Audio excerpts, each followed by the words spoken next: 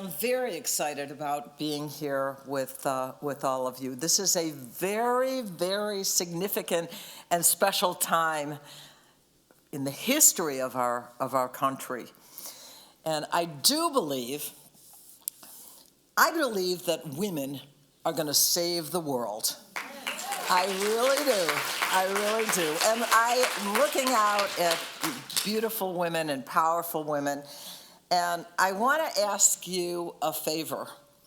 I want you to take your hands and fists and put them over your head and be as strong as you can.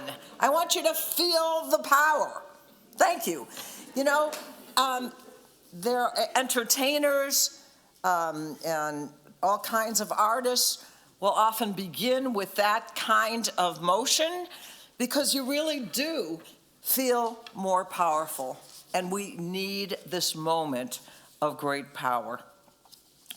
So this is a fraught moment in history, and I think the choices in this election, and I'm not going to get too political, but I really do think it's a matter of fascism or freedom.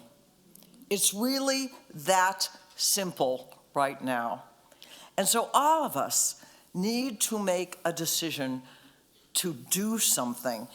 That's something that we heard at the convention when Michelle Obama said, do something. And to think about what that do is. Right now, I've been organizing people to go to Michigan and Wisconsin and just knock on doors. Elections are not rocket science. It's not that hard to do the things that really need to be done. There are opportunities to do phone banking. There are opportunities to write letters, handwritten letters that people can receive about the election. But what's at stake? What's on the ballot right now? The things that are most precious to us. Women's rights. You know, for many years, for many decades since the beginning of this country, the changes that were made were in the direction of more freedom. More freedom. It is only of late that the Supreme Court and legislation that has actually removed rights, especially for women. You know, I was alive pre-Roe v. Wade. I was in college. I remember the fright of some of my girlfriends. And then the Supreme Court made a decision that took that fear away. And I'll never forget the day I was walking through the Capitol when the announcement was made that Roe v. Wade had been overturned.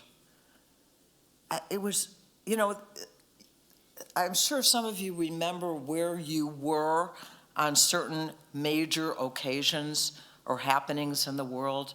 This is one of them for me.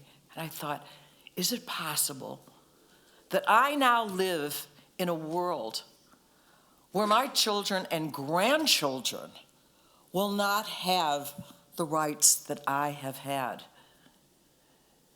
And so we have to get ourselves together and make the decision to fight. When we fight, we win. When we fight, we win. We don't have a choice here.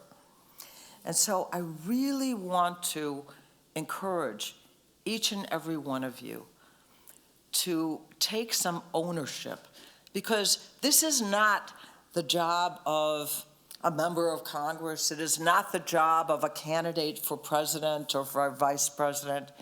It is the job of the American people to decide to triumph, to know our own power, to make a decision, to make a change. Now, we are getting very close right now to the election that is most meaningful Even my friend Bee Lumpkin, you probably haven't heard about her, but she's 106 years old. You should see her. She goes to meetings, she stands up, she sits down, she dances at her parties. It's remarkable.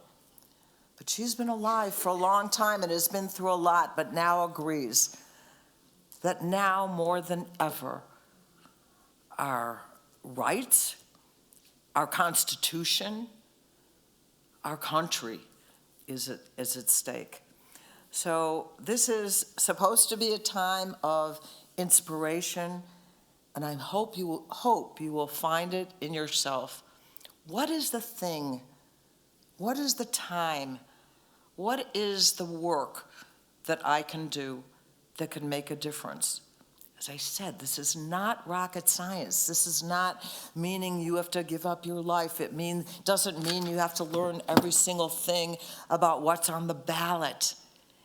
It just means that we get out every person we know to vote.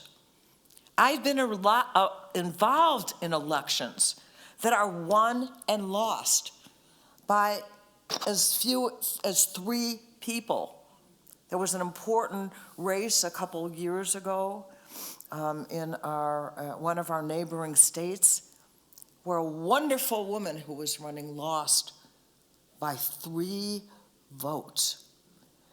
And, she went to visit some people and they said to her, "Oh, Catherine, when's the election?" It's like, it was. You missed it. You could have voted for me and it would have been over.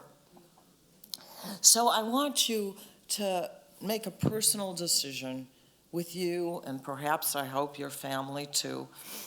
However busy you are, there's going to be some time. However old or young you are, there is something for each of us to do.